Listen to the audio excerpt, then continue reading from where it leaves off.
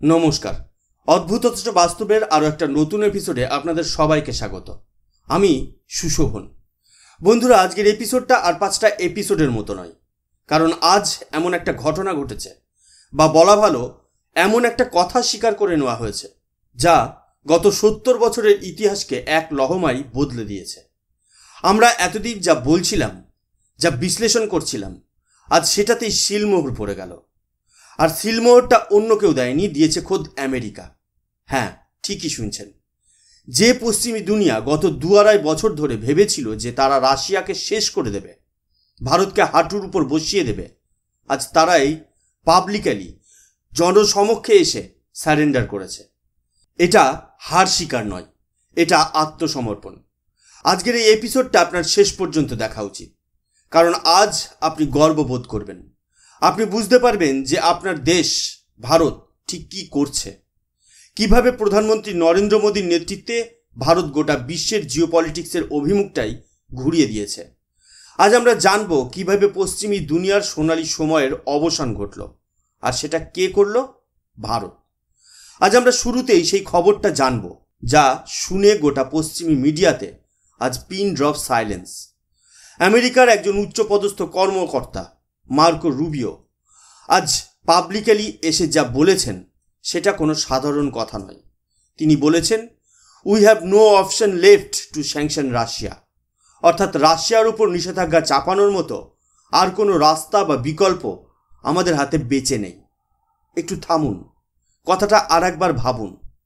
যে আমেরিকা গোটা দুনিয়াকে নিষেধাজ্ঞার ভয় দেখিয়ে কন্ট্রোল করে, তারা আজ বলছে তাদের ভাণ্ডার শূন্য। তারা যা যা করতে পারত সবটা করে ফেলেছে, আর ফলাফল শূন্য। রাশিয়া শেষ তো হয়নি, উল্টে রাশিয়া আরও শক্তিশালী হয়ে উঠেছে। আর এই কথা যখন কোনো আমেরিকান আধিকারিক পাবলিকালি বলেন, তখন বুঝতে হবে এটা তাদের ডিসপারেশন, এটা তাদের চূড়ান্ত ব্যর্থতার স্বীকারোক্তি। শুধু তাই নয়, ডোনাল্ড ট্রাম্প, আমেরিকার প্রেসিডেন্ট, তিনিও আজ দুটো সাংঘাতিক কথা বলেছেন। এক, ব্রিক্স হ্যাজ ওন, অর্থাৎ ব্রিক্স জিতেছে। আর 2, তিনি স্বীকার করেছেন যে নরেন্দ্র মোদী পশ্চিমী দুনিয়ার সেই গোল্ডেন টাইম বা সোনালী যুগকে শেষ করে দিয়েছেন। কিভাবে? এই কিভাবের মধ্যেই লুকিয়ে আছে ভারতের আসল শক্তি। আজকের এই দীর্ঘ এপিসোডে আমরা এই সম্পূর্ণ চিত্রনাট্যটাকেই ডিকোড করব। বন্ধুরা, এই খেলাটা বোঝার জন্য আগে পশ্চিমী দুনিয়ার সবথেকে বড় অস্ত্রটা কি সেটা বুঝতে হবে। সেটা হলো দুটো জিনিস, এক ট্রেড বা বাণিজ্য, আর 2 ডলার।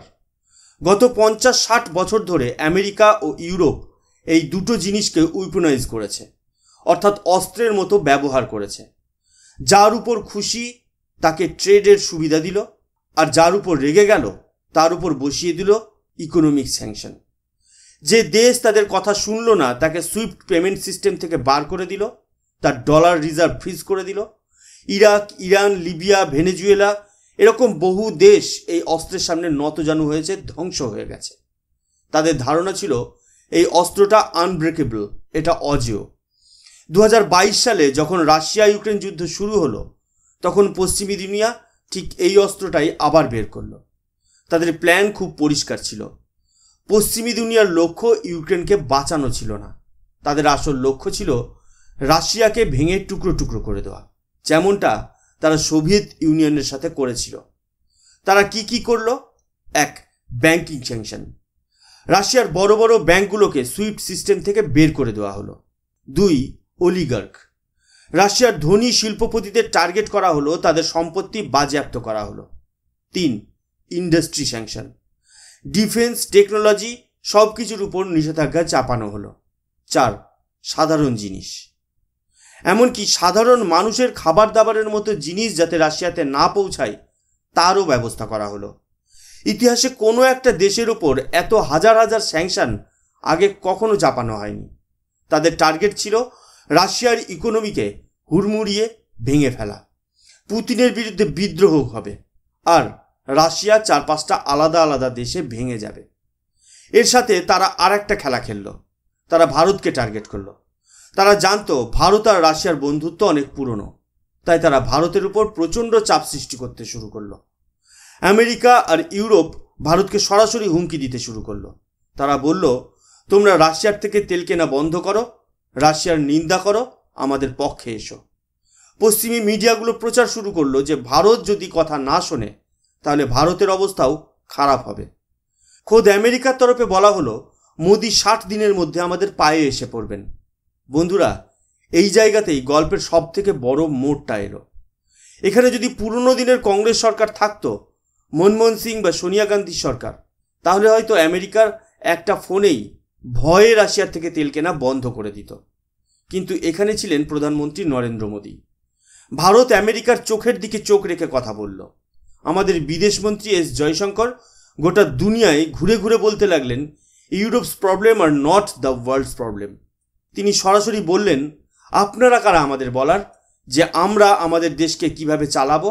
আপনাদের নিজেদের দেশ তো ফেল করে যাচ্ছে। এখানেই জন্ম হলো মোদি ডক্ট্রিনের, যেটা নন অ্যালাইনমেন্ট নয়, যেটা হলো মাল্টি অ্যালাইনমেন্ট।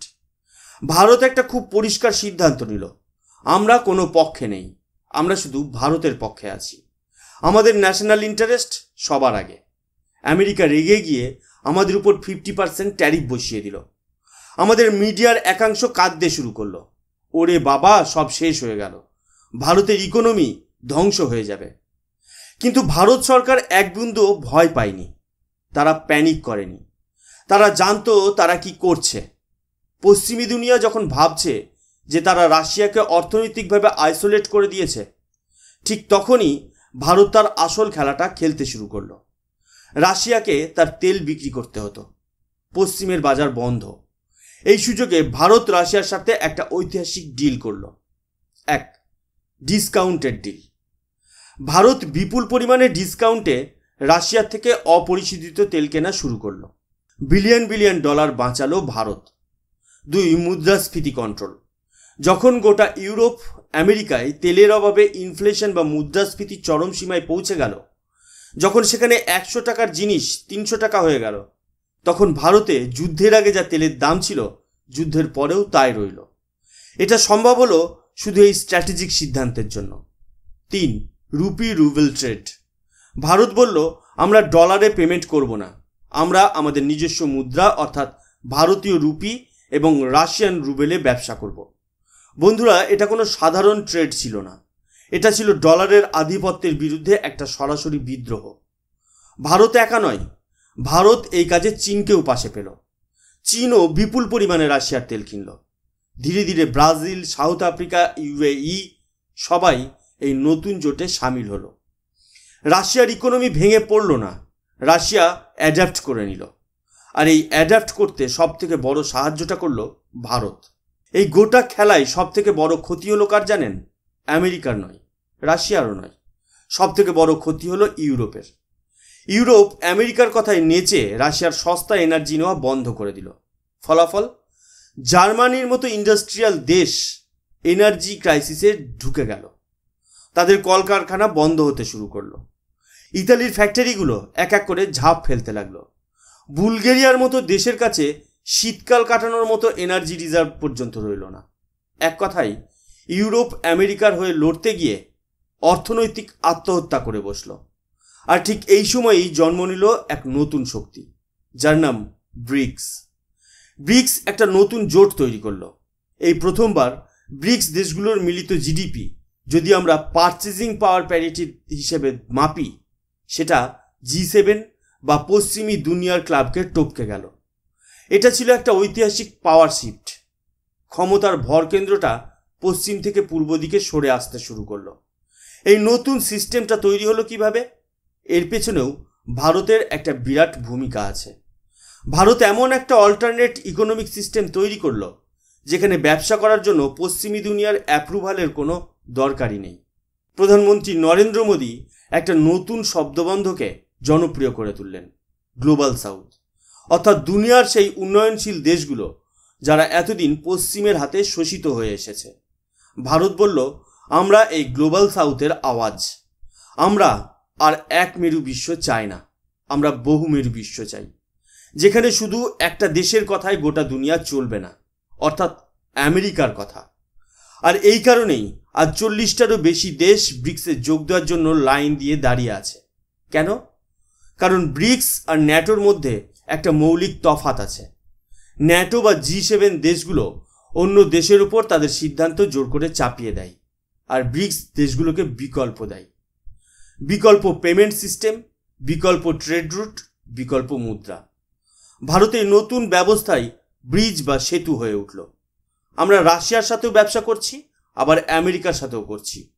আমরা G7 মিটিংয়েও যাচ্ছি, আবার ব্রিক্সের নেতৃত্ব দিচ্ছি। আগে ভারতকে মিটিংয়ের দরজার বাইরে দাঁড় করিয়ে রাখা হতো, আর আজ আমেরিকা এবং রাশিয়া দুজনেই ভারতের দরজায় এসে নক করছে। দয়া করে বলুন আপনার মুড কি? এটাই হলো স্ট্র্যাটেজিক জিনিয়াস। আমরা শুধু এই নতুন ওয়ার্ল্ড অর্ডারে টিকে থাকছি না, আমরা এটাকে রিশেপ করছি। আমেরিকা যখন দেখলো যে তাদের স্যাংশন তো কাজই করছে না, উল্টে ভারত আর চীন রেকর্ড পরিমাণে তেল কিনছে, তখন তারা তাদের শেষ তাসটা খেললো। তারা প্রাইস ক্যাপ লাগালো, বলল রাশিয়ার তেল ব্যারেল প্রতি $60 বেশি দামে কেউ কিনতে পারবে না, আর যদি কেনে তাহলে পশ্চিমের কোনো জাহাজ, কোনো ইন্স্যুরেন্স কোম্পানি সেই তেল ট্রান্সপোর্ট করবে না। আমেরিকা ভেবেছিল এবার তো রাশিয়া মরেছে, কারণ তেল সমুদ্রে নিয়ে যাওয়ার জন্য তো জাহাজ লাগবেই। কিন্তু তারা জানে না রাশিয়া আর ভারত মিলে এরও ব্যবস্থা করে রেখেছে। রাশিয়া গত 2 বছর ধরে নীরবে একটা শ্যাডো ফ্লিট তৈরি করেছে। প্রায় 600-র বেশি পুরনো ট্যাঙ্কার কিনেছে, যাদের কোনো নম্বর নেই, কোনো পরিচয় নেই। এগুলো ঘোস্ট শিপ। খেলাটা কি হয় দেখুন। রাশিয়ার বন্দর থেকে একটা জাহাজ তেল নিয়ে বের হয়। আন্তর্জাতিক জলসীমায় পৌঁছানোর পর এই শ্যাডো ফ্লিটের একটা জাহাজ তার পাশে আসে। মাঝ সমুদ্রে এক জাহাজ থেকে আর এক জাহাজে তেল ট্রান্সফার হয়। সেই দ্বিতীয় জাহাজটা, যার কোনো পরিচয়ই নেই, সেটা ভারতের বন্দরে এসে তেল খালি করে। পেমেন্ট হয়ে যায় রুপি বা ইউয়ানে। আমেরিকা আর ইউরোপ খোলা সমুদ্রে তাকিয়ে থাকা ছাড়া আর কিছুই করতে পারল না। তারা আক্ষরিক অর্থে ইঁদুরের মতো গর্তে ঢুকে গেল। আর আজ যখন মার্কো রুবিওর মতো নেতারা স্বীকার করছেন যে তারা হেরে গেছে, তিনি বলছেন we are running out of things to sanction. যখন ডোনাল্ড ট্রাম্প বলছেন ব্রিক্স হ্যাজ ওন, তখন তারা তাদের শেষ এবং সবথেকে মরিয়া চালটা চালছে। ডোনাল্ড ট্রাম্প আজ আবার হুমকি দিয়েছেন, বলেছেন তিনি ব্রিক্স দেশগুলোর উপর 500% ট্যারিফ চাপাবেন। বন্ধুরা, এই হুমকি শুনে আমাদের মিডিয়ার একাংশ আবার ভয় পেতে পারে, কিন্তু আপনার কি ভয় পাওয়া উচিত? একদমই নয়, কারণ এটা আমেরিকার স্ট্র্যাটেজি নয়, এটা তাদের ডিসপারেশন বা মরিয়া ভাব। এই হুমকি কেন কাজ করবে না? 1, পাস হবে না। আমেরিকার সরকার বা রিপাবলিকান পার্টি এখন আর ট্রাম্পের সব কথা শোনে না। 500% ট্যারিফের মতো একটা বিল পাস করানো অসম্ভব। 2, রিটেলিয়েশন। ভারত আর চুপ করে বসে নেই। আমেরিকা যদি ট্যারিফ লাগায়, ভারতও পাল্টা জবাব দেবে। আমরা আমাদের জীবনদায়ী ওষুধের দাম বাড়িয়ে দেব। চীন তাদের রেয়ার আর্থ মেটাল আমেরিকাকে দেওয়া বন্ধ করে দেবে, যা ছাড়া আমেরিকার কোনো টেকনোলজি চলবেই না। 3, বিকল্প ব্যবস্থা। আমাদের কাছে এখন রুপি, ইউএন, ব্রিক্স কারেন্সিতে ব্যবসা করার জন্য বিকল্প রাস্তা তৈরি হয়ে গেছে। আপনার ডলার আমাদের আর দরকার নেই। 4, উল্টো ক্ষতি। এই ট্যারিফ লাগালে জিনিসপত্রের দাম আমেরিকাতেই বাড়বে। ক্ষতিটা আমেরিকার জনতারই হবে। তাই ট্রাম্পের এই হুমকি আসলে একটা ফাঁকা আওয়াজ। এটা হলো সেই হেরে যাওয়া খেলোয়াড়ের আর্তনাদ, যে বুঝতে পারছে খেলাটা তার হাত থেকে বেরিয়ে গেছে। বন্ধুরা, আজ আমরা একটা ঐতিহাসিক সন্ধিক্ষণে দাঁড়িয়ে আছি। The age of western dominance is over. পশ্চিমী দুনিয়ার একাধিপত্যের যুগ শেষ হয়ে গেছে। ব্রিক্সের যুগ শুরু হয়েছে, গ্লোবাল সাউথের যুগ শুরু হয়েছে। আর এই নতুন যুগের সূচনা কে করলো? ভারত। আমরা শুধু ইতিহাস দেখছি না, আমরা ইতিহাস লিখছি। We are not just watching history, we are writing it. আজ যখন আমেরিকার মতো সুপার পাওয়ার প্রথমবার জনসমক্ষে স্বীকার করতে বাধ্য হচ্ছে যে তারা হেরে গেছে, তাদের যুগ শেষ, তখন সত্যিই গর্ব হয়।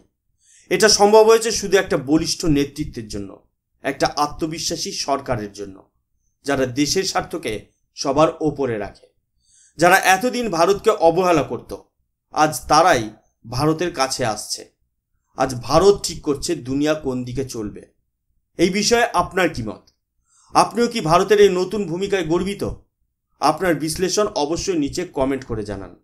আজকের এই এপিসোডটা যদি আপনার ভালো লেগে থাকে, যদি আপনি মনে করেন যে এই তথ্যগুলো প্রত্যেক ভারতবাসীর জানা উচিত, তাহলে ভিডিওটা অবশ্যই লাইক এবং শেয়ার করুন। দেখা হবে পরের এপিসোডে আরও এক অদ্ভুত অথচ বাস্তব সত্যি ঘটনা নিয়ে। জয় হিন্দ, জয় ভারত।